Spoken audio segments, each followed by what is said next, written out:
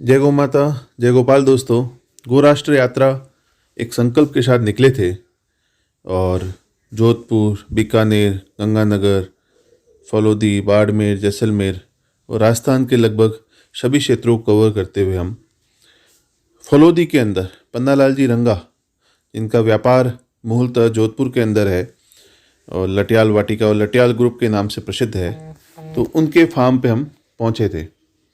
पहुंचते ही जो अप्रतिम दृश्य और सुंदर दृश्य दिखा, हरे चारे के अंदर खुले में चरती हुई गौमाता है। गाय की यही खासियत है कि जब वो चरने जाती है हरे चारे के अंदर भी, तो ऊपर ऊपर से खाती है, उसके जड़ों को या उसके बीज को नुकसान नहीं करती है। और बीज अगर खा भी लेती है तो वो बीज पुनः गोबर में वापस जीवन होने के तैयार हो जाता है, इसीलिए जीवनदायिनी है। एक अद्भुत और सुंदर दृश्य था दोस्तों। आपको आनंद आएगा इनके फार्म के इस वीडियो के अंदर। जय गौ माता, जय गोपाल। दोस्तों, आप सभी का बहुत बहुत स्वागत है पन्नालाल जी रंगा के फार्म पे, जो कि फलोदी के पास में है। आमला गांव है। आमला खींचन से जस्ट आगे निकलते ही यह इनका छोटा सा फार्म है। और इस फार्म पे इन्होंने अनार की खेती ऑर्गेनिक तरीके से की है। थारपारकर गाय के नस्ल संवर्धन के कार्य भी शुरू किया है। और बहुत सुंदर देखेंगे आप, गोबर से लिपा हुआ आंगन, बिल्कुल तुलसी के लिए गोबर का पूरा व्यवस्था। और सबसे बड़ी मुख्य बात बताऊंगा आगे आपको, थारपारकर गाय पे नस्ल संवर्धन का कैसा कार्य किया, बाकी सारी चीज़ें भी बताऊंगा। जो सेवण घास है, ये सेवण के बूटे हैं। सेवण घास को बताना बहुत ज़रूरी है दोस्तों, क्योंकि थारपारकर नस्ल अगर बच पाई है तो इसी एक घास के कारण, इसी एक बूटे के कारण बच पाई है। यह सेवण का बूटा है दोस्तों। इस वीडियो में इनके यहाँ जो नेचुरल हट है, बाकी सारी चीज़ें, झोपड़ियाँ किस तरह से इन्होंने ऑर्गेनिक तरीके से बैठने की व्यवस्था, बाकी सारी चीज़ें की, वो बताऊंगा। यह है सेवण घास। सेवण जीवन की डोरी बनी हुई है दोस्तों थारपारकर गाय के लिए। और जब बरसात की एक बूंद भी गिरती है तो यह सेवण खिल के बाहर आ जाती है। और सेवण घास के होने के कारण ही जैसलमेर, बाड़मेर जैसी कठिन भौगोलिक परिस्थितियों में यह गाय बच पाई है। इस फलोदी स्थित आमला स्थित फार्म की यहाँ से शुरुआत होती है। बिल्कुल नेचुरल, जो कम से कम लागत में कितनी अच्छी व्यवस्था हो सके, सारी चीज़ें यहाँ की गई है। और ये सारे जो हीपर्स तैयार हुई है, बछड़ियाँ हो रही है, वो है। क्योंकि आज तक क्या होता था कि बीच में काफ़ी समय तक लोगों ने संवर्धन का सोचा नहीं, पर पिछले कुछ समय से संवर्धन पर अच्छा कार्य हो रहा है, इसलिए आने वाली पीढ़ी में कुछ बदलाव आने शुरू हो गए। ये आप देख सकते हैं बिल्कुल नेचुरल तरीके से झोपड़ी बनाकर। और गाय की जो एक्चुअली अभी जो मौसम है ना, इस मौसम में ठंड बहुत है यहाँ पे, तो इस ठंड से बचाना बहुत आवश्यक है। और फलोदी जो क्षेत्र है वो सबसे ठंडे क्षेत्रों में से एक है। तो इसके अंदर बिल्कुल इस तरह से जो नेचुरल तरीके से आप देख सकते हैं, सीक होती है, सीक ही कहते हैं ना इसको, जो बिल्कुल उसकी जो ये भी घास की तरह ही उगती है, कोई खाता नहीं है इसको। तो इसको ऐसे छत बना के रखते हैं, तो ये गर्मियों में तो ठंडी रहती है और सर्दियों में गर्म करती है। तो इसकी एक खासियत है।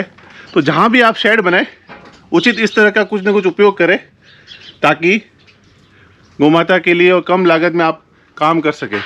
और ये थारपारकर की बहुत सुंदर नंदी तैयार कर रहे हैं जो, और इस तरह से ये पैक भी कर दिया ताकि गाय को ठंड न लगे, ठंड के माहौल में ठंडी न लगे, उसके लिए ये पैक भी कर दिया यहाँ पे।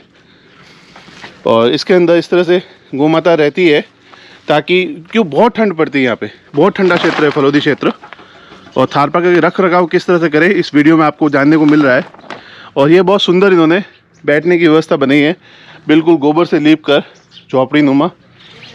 और यहाँ पे आराम से बैठ के योग साधना, योगा, मीटिंग, आप बातचीत, सारी चीज़ें कर सकते हो। जो पेड़ पहले से था उसको भी कुछ नहीं हो, उसके लिए व्यवस्था की है। तो बहुत सुंदर गोबर से लीप कर, यही वैदिक रीति दोस्तों हमारा जीवन बचा पाएगी और हमारी संस्कृति को बचा पाएगी। इस तरह सीख से पूरा पैक कर दिया, बिल्कुल जैसे आपके लिए रहने की व्यवस्था होती है खुद के लिए, वैसी चिंता करके इन्होंने इसको पैक करके बनाया है। बहुत सुंदर व्यवस्था है आपके द्वारा। और यह आप देख रहे खुले में घूमने की जगह है गोमाता के, इस तरफ पूरी गाय आराम से घूम सकती है। बहुत सुंदर व्यवस्था है आपकी। और ये मुझे बड़ा अच्छा लगा दोस्तों, आपके यहाँ भी जो भी उपलब्ध साधन है उससे आप ऐसा शेड बना सकते हैं। पूरा लंबा इन्होंने सिर्फ लोहे के पिलर ले लिए और ऊपर लकड़ी को करके उसको बनाया है। आज से हाँ, खीप कहते हैं इसको। तो आज तक क्या होता था कि पहले संवर्धन पे इतने प्रयास होते नहीं थे, पर आपने प्रयास किए, जो भी गाय पुरानी मिली या जो भी थी उन गायों को लेकर उन पर संवर्धन के लिए प्रयास किया है और बहुत सुंदर आने वाली नस्ल को तैयार करने के लिए कोशिश कर रहे हैं। बहुत सुंदर थारपाके की बच्ची है और पुरानी गाय जो भी है तो उनके लिए अलग से अच्छा नंदी लेके आए। उस नंदी से जो कि महाअवतार बाबा गौशाला जोधपुर से लाया है, ये पानी पीने की व्यवस्था जिसके अंदर पूरा चूना वगैरह डाल के व्यवस्था है, तो ये बहुत सुंदर नंदी है। इसका नाम क्या है? इसका राधे। राधे ना। राधे का माता जी का दूध भी बहुत अच्छा है और बिल्कुल शांत नंदी है, बहुत प्यारा नंदी है ये। तो इससे अब बाकी की आने वाली पीढ़ी की कुछ समय पहले काफ़ी प्रयास किए, अच्छे नंदी उस समय उपलब्ध नहीं थे पर अब मिल पा रहे हैं, तो अच्छे नंदी से इनको अच्छी पीढ़ी आगे मिल रही है। और आने वाले समय में ये संवर्धन केंद्र जो प्रयास शुरू किया गया है संवर्धन के माध्यम से, देशी गौ माता के प्रति बहुत प्रेम है। दोस्तों मैं बताना चाहूँगा, लटियाल हैंडीक्राफ्ट करके जोधपुर में जगह है, जो जोधपुर की सबसे प्रसिद्ध हैंडीक्राफ्ट की फर्म है, राधे श्याम जी रंगा, पन्नालाल जी रंगा उनकी है। और उन्होंने अपने गांव, पैतृक गांव में जो खेती बाड़ी थी 120 बीघा ज़मीन की, उसके अंदर इस तरफ अनार की खेती की है पूरी ऑर्गेनिक पद्धति से। और ये देशी गोवंश संरक्षण संवर्धन के लिए प्रयास प्रारंभ किया है। दोस्तों लोगों के पास बहुत कुछ होगा पर गाय की सेवा के लिए सोचने का और करने का समय बहुत कम होता है, क्योंकि हम हमारी समस्याओं में इतने व्यस्त हो जाते हैं। पर थोड़ा समय जितना हो उतना गौ माता के लिए ज़रूर दे, जो आपकी श्रद्धा है, क्षमता है, उसके अनुसार गौ सेवा ज़रूर करें और गाय के लिए जितना हो सके उतना अच्छा ज़रूर करें। तभी ये गाय बच पाएगी, हमारी संस्कृति बच पाएगी, अन्यथा हमें संभव नहीं है कि हम बचा पाए। दोस्तों जो देशी गौ माताएँ दुखी थी या परेशान थी, उन गौ माताओं की सेवा करते हुए उनके गोबर और गौमूत्र से ये ऑर्गेनिक अनार की खेती आपके द्वारा की गई है, बहुत ज़बरदस्त। और पूरा सिस्टम बना के जो पेस्टिसाइड फर्टिलाइज़र का उपयोग करके जो गोबर और गौमूत्र से बनते हैं उनका उपयोग करके आपने यह खेती की है।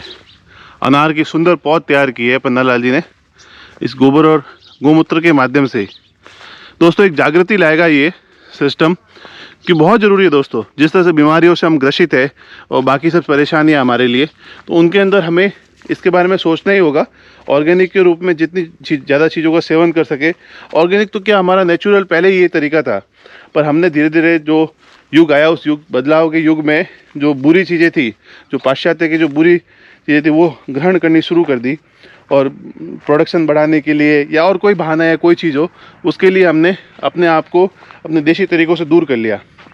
तो ये बहुत आवश्यक है। तो बहुत ज़बरदस्त आपका कार्य हो रहा है यहाँ पर, पूरा अनार की ऑर्गेनिक खेती के लिए बहुत सुंदर है दोस्तों। ऐसे प्रयास जगह जगह हो। पूरा 30 बीघे में इन्होंने अनार के पौधे लगाए हुए हैं और पूरा इन देशी गौ माता के गोबर गौमूत्र से ही प्रोडक्शन ले रहे हैं। बहुत ज़बरदस्त है दोस्तों। दोस्तों पन्नालाल जी की जो भावना है वो भावना दिख रही है, जो आप पूरा गायों के लिए हरे चारे में चढ़ने की व्यवस्था करते हैं और पूरा खड़ा हरे चारे में कोई नहीं चलाता, वो पन्नालाल जी कर रहे हैं। बहुत ज़बरदस्त आपका काम है और आपकी भावना गाय के प्रति शुद्ध भावना से शुद्ध अंतःकरण से कार्य करने वाले व्यक्ति है राधे श्याम जी और पन्नालाल जी। पूरा परिवार, रंगा परिवार, पूरा परिवार ही गौ सेवा के लिए समर्पित भाव से लगा है पूरे हरे चारे के अंदर। दोस्तों खड़े हरे चारे के अंदर पूरा गौ माता के लिए जितना आप देख रहे हैं पूरा गायों के लिए ही इन्होंने चढ़ने की व्यवस्था की है।